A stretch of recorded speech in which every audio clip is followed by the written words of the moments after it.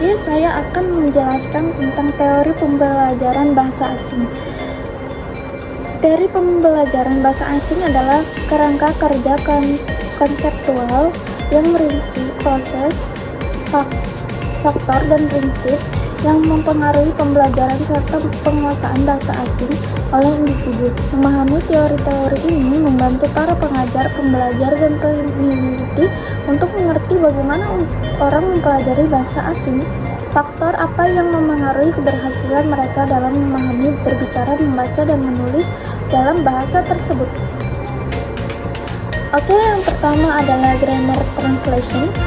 Metode grammar translation atau metode tata bahasa terjemahan adalah salah satu metode pengajaran bahasa yang lebih tradisional yang biasanya digunakan dalam pembelajaran bahasa asing. Metode ini menekankan memahami terhadap struktur tata bahasa dan terjemahan teks-teks dari bahasa asing ke bahasa ibu atau sebaliknya. Yang kedua ada direct method.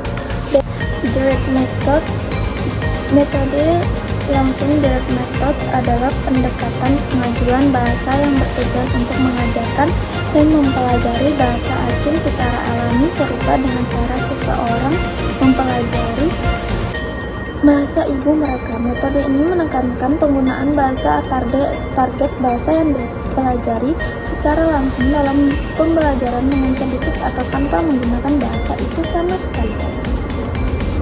Yang selanjutnya ada audiolingual method.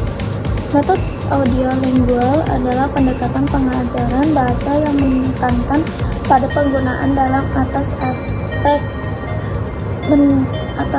lisan dan mendengar audio, serta struktur bahasa lingual dari metode terdahulu yang dikenal sebagai grammar translation method.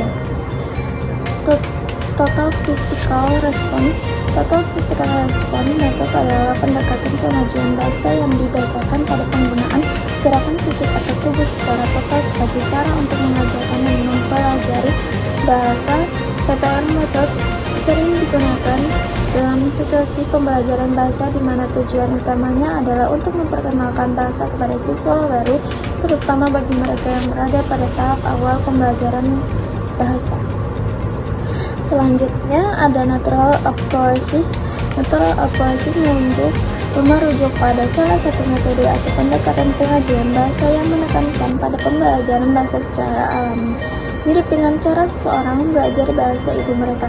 Pendekatan ini mengacu pada pemahaman bahwa manusia memiliki kemampuan bawaan untuk mempelajari bahasa dengan cara yang alami dan organik.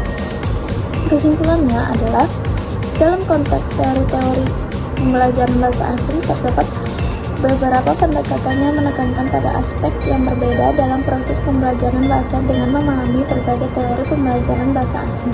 Pengajar dapat menggunakan beragam pendekatan dan strategi untuk menciptakan lingkungan pembelajaran yang mendukung dan efektif bagi siswa dalam mempelajari bahasa asing. Kunci utamanya adalah fleksibilitas dalam menerapkan pendekatan yang paling sesuai dengan konteks pembelajaran dan karakter siswa yang dapat diajarkan.